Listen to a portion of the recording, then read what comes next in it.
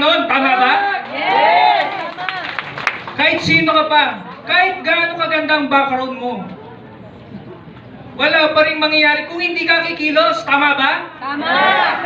Sa kabilang banda, kahit ordinary lang pinanggalingan mo, pwede ka pa rin magkaroon ng magandang resulta kung magiging consistent ka. Yes! Kaya niyo ba maging consistent? Yes! Kaya! May gusto ako itanong sa inyo.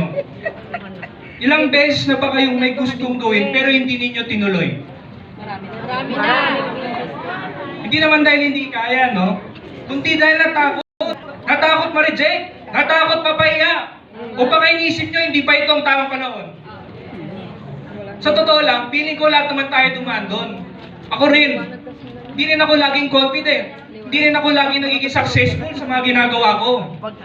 Pero isang bagay na natutunan ko, mas mabuti nang sumubok at may matutunan kaysa habang buhay mong isipin, paano kaya kung sinubukan ko?